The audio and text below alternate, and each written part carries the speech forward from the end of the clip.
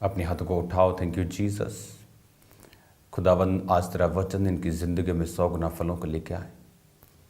तेरे वचन के द्वारा तू इनसे बात करे खुदावंद और छुड़ाए। बाइबल में लिखा है कि तेरे वचन के द्वारा तू अपने लोगों को चंगा करता और आज़ाद करता और गड्ढों में से निकालता है। खुदावंद सत्यानाश के गड्ढों में से इन्हें निकाल मेरे पिता परमेश्वर की ज़िंदगी को तू आशीषित कर। प्रभु यीशु मसीह के पवित्र और सामर्थी नाम में हम मांगते हैं, आमीन आमीन। God bless you all. वचन परमेश्वर का एक बात हमें कहता है कि जब हम परमेश्वर के वचन को पढ़ते हैं और जब हम परमेश्वर के वचन को मनन करते हैं, हमें ये मालूम होता है कि परमेश्वर के हार्ट में क्या था और क्या है। जिस बॉस से आपने प्रमोशन लेनी हो, उस बॉस की नापसंद और पसंद अगर आपको ना मालूम हो या उसकी एक्सपेक्टेशन ना मालूम हो, तो आपके लिए बड़ा डिफ़िकल्ट होता है ये समझना और क्लैरिटी पाना कि मैं आगे कैसे बढ़ूं। जब हमें ये मालूम है कि तरक्की जो परमानेंट है वो खुदा की ओर से है, जो तरक्की परमेश्वर देता है उसे संसार छीन नहीं सकता, ये टेम्परेरी नहीं है, तो क्यों नहीं हम परमेश्वर के वचन की ओर ध्यान देते और क्यों नहीं हम पवित्र आत्मा की आवाज़ को सुनते।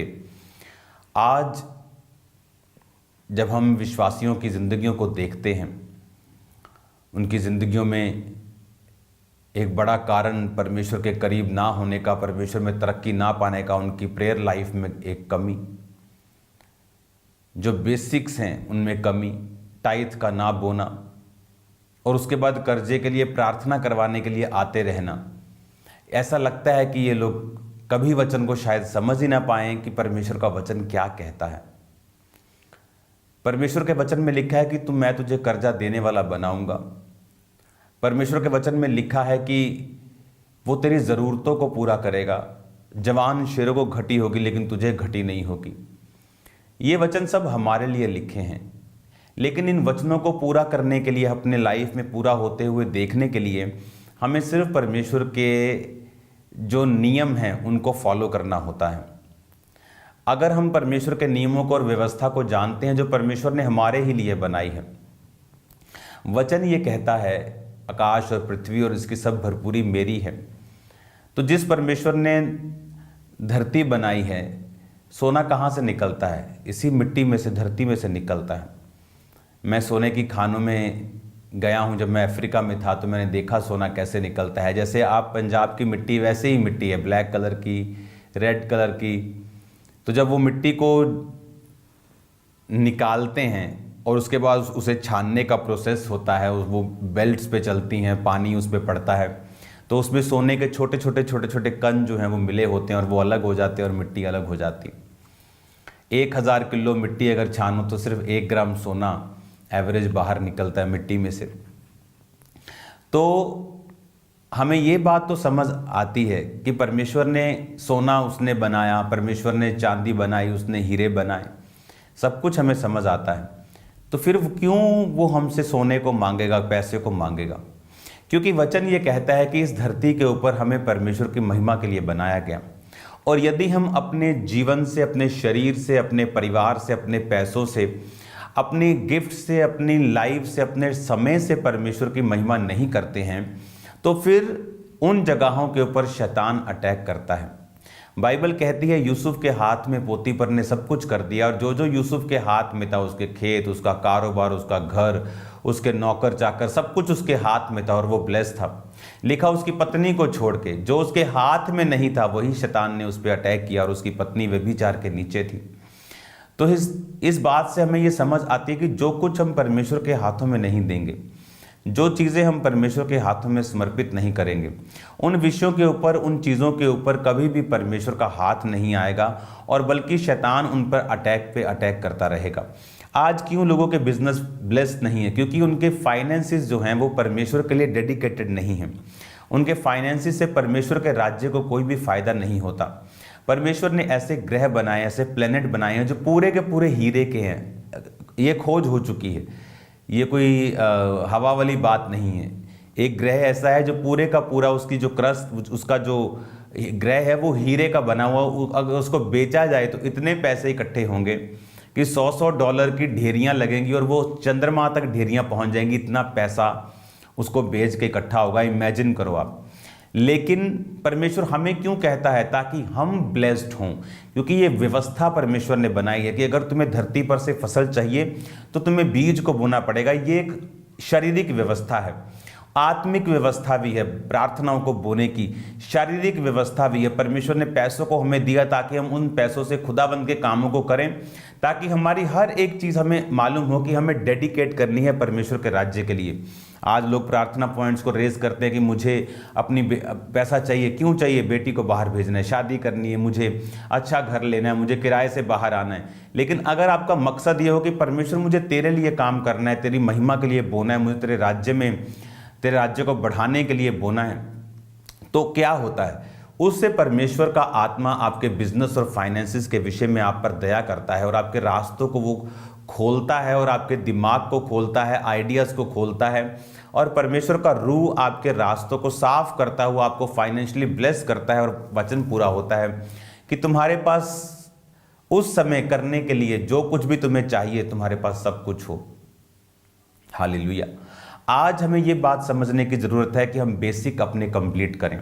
हम प्रार्थना की ज़िंदगी को बना के रखें, फास्टिंग की ज़िंदगी को बना के रखें, बाइबल रोज़ पढ़ें, वचन को रोज़ सुने भी, क्योंकि सिर्फ पढ़ने से या सिर्फ सुनने से ही नहीं होता। पढ़ने से आप मसा नहीं पाते समझने का, सिर्फ सुनने से ही आप ब्लेस नहीं होते। आप सुनकर ब्लेस होते हैं, आप पढ़कर भी ब्लेस होते हैं। जब आप सुनते हैं, जैसे मैं आपको वचन सुना रहा हूँ, तो परमेश्वर ने मुझे भेद दिए हैं, क्योंकि मैं प्रभु के साथ चला हूँ, उसके साथ समय व्यतीत करता हूँ, मैंने बाइबल को पढ़ा है, तो वो मसा आपके ऊपर भी ट्रांसफ़र हो रहा है। जब आप बाइबल पढ़ेंगे, आपको भी परमेश्वर इसी तरह के भेद धीरे धीरे आपकी लाइफ के ऊपर खोलना शुरू कर देगा। हालेलुया। मैंने अपनी वाइफ को बोला एक दिन, मैंने कहा तुझे रोज़ प्रोग्राम करना चाहिए।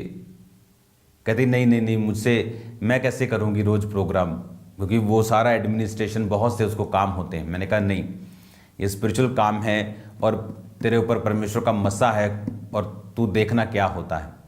और जब उसने मेरी बात को फॉलो किया और अब जब वो बाइबल पढ़ती है तो परमेश्वर उसे और भेद देता है, पहले से अधिक उससे बात भी करता है। तो कई बार क्या होता है कि आप जब परमेश्वर के वचन को सुनते हैं, जब मैं आपको सुना रहा हूँ, सेम इम्पार्टेशन आपकी लाइफ में होती है। आप उसी आत्मा से, उसी बुद्धि से आप बाइबल को समझने लगते हैं, जिस तरह के बंदों को आप सुनता हुआ देखते हैं। इसलिए ऐसे व्यक्ति को कभी मत सुने जो टाइम वेस्ट करते हैं, जो तरह तरह की चुगलियाँ, तरह तरह के अजीब अजीब बातें, संसारिक बातें, दुनियावी बातें, इमोशनल बातें। उससे क्या होता है, आपके जो टाइम वेस्ट होता है और आपकी स्पिरिट जो है कंफ्यूज रहती है और आप परमेश्वर के भेदों को नहीं समझ पाते हैं, आप क्लियर नहीं हो पाते हैं, आप फास्ट नहीं हो पाते हैं। हर एक बंदा इतना डेडिकेटेड आत्मा में नहीं है, हर एक बंदा इतना ग्रोथ के लिए, इतना परमेश्वर की आत्मा के लिए चिंतित नहीं है। वो जस्ट जैसे बाप दादाओं से मिली चीज़ों को हम चला रहे हैं, उसी तरह से कुछ लोग सिर्फ इस तरह से लाइव होते हैं। लेकिन आपको ये बात समझनी पड़ेगी कि मुझे परमेश्वर के किन भेदों को पाना है, मुझे किस तरह से बढ़ना है, उन्हीं व्यक्तियों को आपको सुनना है।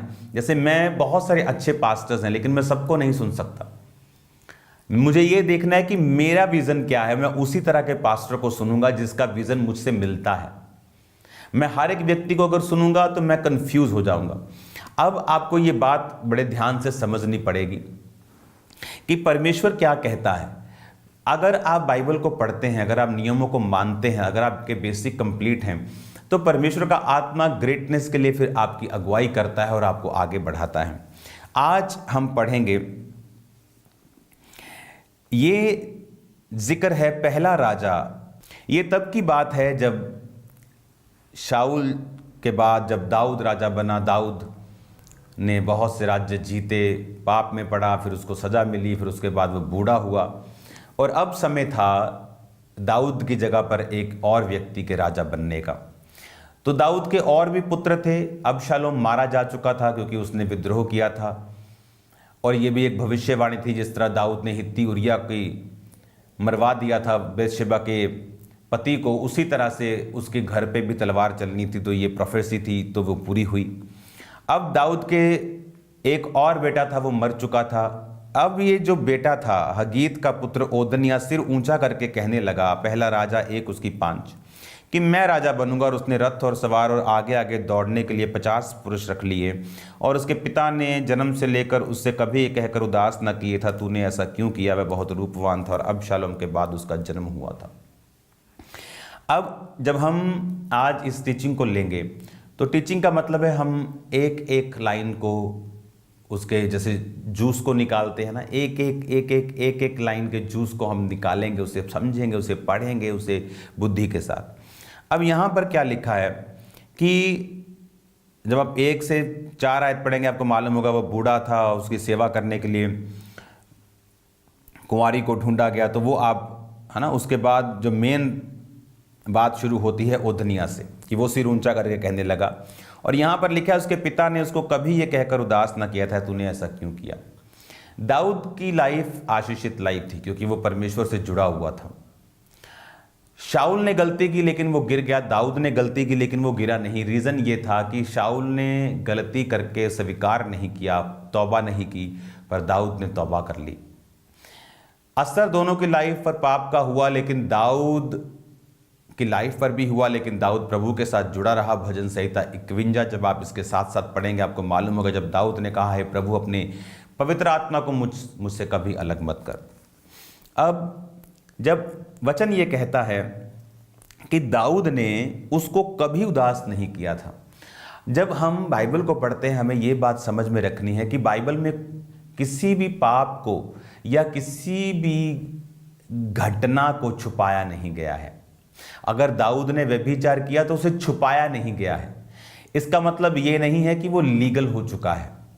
अगर मोआब जो था वो लूत की अपनी पुत्री से पैदा हुआ, इसका मतलब ये नहीं था कि परमेश्वर उनमें एग्री था।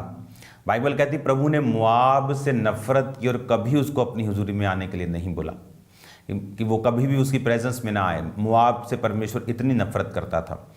तो वचन में हमें ये समझ आती है कि जो मैन ऑफ फेथ थे, जो हीरो थे, उन्होंने क्या किया तो प्रभु उनसे प्रसन्न था। क्या किया कि वो ग्रेटनेस की हाइट तक पहुंचे। दाऊद ग्रेटनेस की हाइट तक पहुंचा। अपनी लाइफ की इतनी लड़ाइयां लड़ने के बाद 60 से 70 लड़ाइयां उसने लड़ी, 66 लड़ाइयां हिस्ट्री कहती है उसने लड़ी और एक भी नहीं हारा। एक देश 2 युद्ध लड़ ले तो 50 साल पीछे हो जाता है। इकोनॉमी में अगर कोई महायुद्ध हो, छोटा मोटा देश बड़े देश के छोटे देश के पीछे पड़ जाते हैं, उनकी मैं बात नहीं कर रहा हूं। जब 2 बड़े देश लड़ पड़े, रूस और अमेरिका जैसे, तो अगर फुल फाइट हो जाए तो ये 40 साल पीछे हो जाएंगे।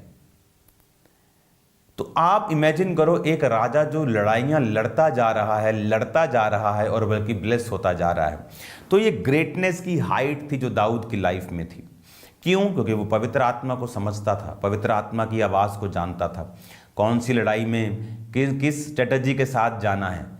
कई बार प्रभु बोलता था आगे से जाओ, पीछे से हमला करो, साइडों से जाओ, घेर के जाओ, इस बार इस तरह से जाओ। वर्शिपर्स के साथ अलग अलग तरह से प्रभु उससे बात करता था। और यही उसका रीज़न था कि उसने कहा प्रभु अपनी पवित्र आत्मा को मुझसे अलग मत करना, क्योंकि उसे मालूम था कि उसकी लाइफ का सीक्रेट जो है वो पवित्र आत्मा की प्रेजेंस है जो उसकी ज़िंदगी में है। अब यहाँ पर एक कमी दाऊद की नज़र आती है कि उसने कहा कि बचपन से लेकर जवानी तक उसने कभी भी अपने बच्चों को डांटा नहीं था। ये बहुत बड़ी प्रॉब्लम थी दाऊद में। अगर आप दाऊद के घराने को देखेंगे, उसके बच्चों को खासकर, वो व्यवस्थित नहीं थे। व्यवस्थित इसलिए नहीं थे क्योंकि दाऊद ने कभी उनको डांटा नहीं। आप बहुत से परिवारों में देखते हैं जब माता पिताओं के द्वारा बच्चों को करेक्ट नहीं किया जाता। अभी छोटा है, अभी जवान है, अब बच्चा बड़ा हो गया, समझ जाएगा अपने आप। ये मूर्खताइयाँ वो कॉन्टिन्यूज करते हैं जब तक उस बच्चे का वो नाश नहीं कर लेते, जब तक वो इतनी बैड डिसीजंस में नहीं चला जाता कि वो इरिवर्सिबल है, वो रिवर्स ही नहीं हो सकते उसकी लाइफ में, वो सदा के लिए इफेक्ट डाल चुके हैं। मैं चाहता हूं जिन्होंने नया जन्म पाया है वो जीवित चर्च में जाएं। जिस तरह बच्चा स्कूल और कॉलेज में जाता है, जीवित चर्च आपको परमेश्वर की शिक्षा में, परमेश्वर की पावर में, परमेश्वर की हीलिंग में, उसके प्रकाश में बढ़ाता है। किसी भी जीवित चर्च में जाएं जो आपके एरिया में है।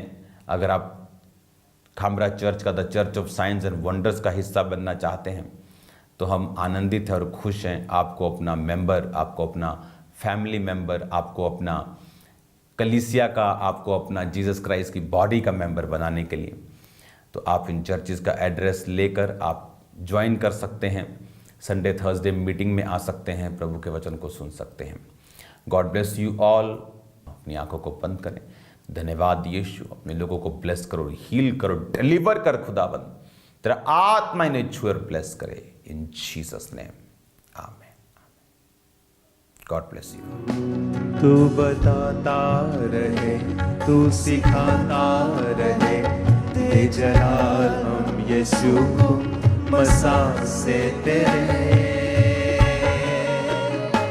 तू बताता रहे, तू सिखाता रहे, दे जलाल हम यीशु को मसा से तेरे, मसा से तेरे। जब तू जुम्बश करे, पवित्र आत्मा आपके बीच में जुम्बश करे राइट नाम, और वो सारे मसलों को हल करे और पलट दे सारी चीजों को जो शैतानी। हाथों को उठा के वर्शिप में जाए ऊंची आवाज में। जब तू जुम्बश करे, हम पे छाया रहे,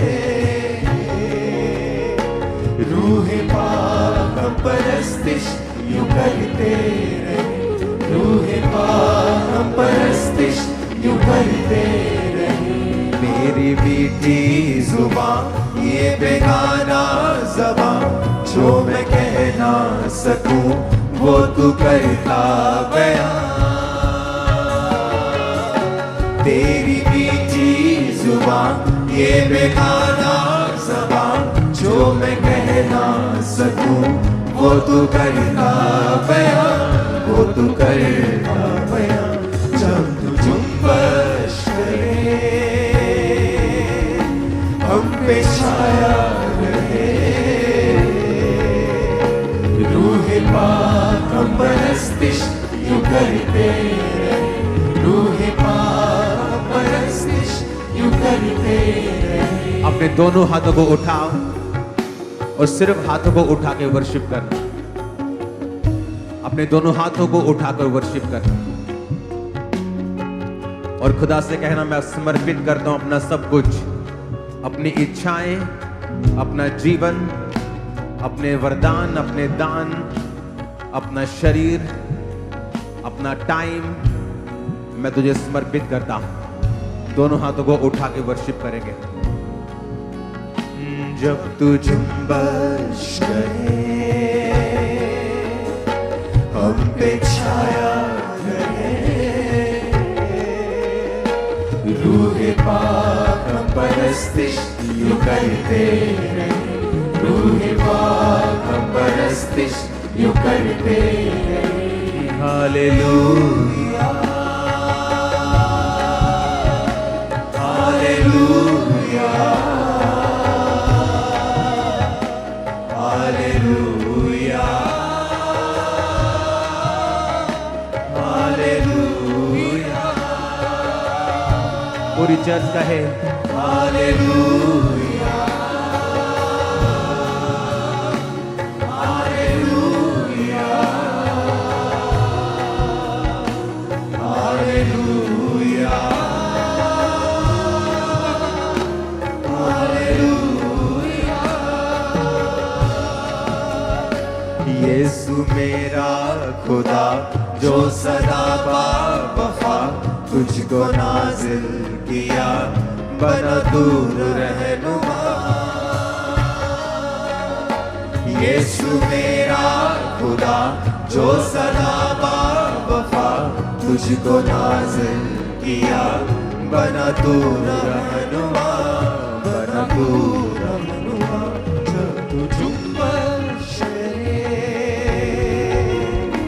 हम पे छाया रहे,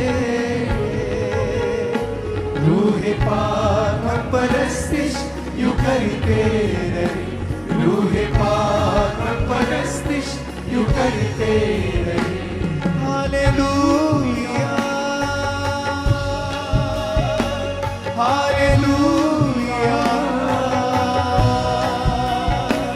हालेलुया हालेलुया हालेलुया हालेलुया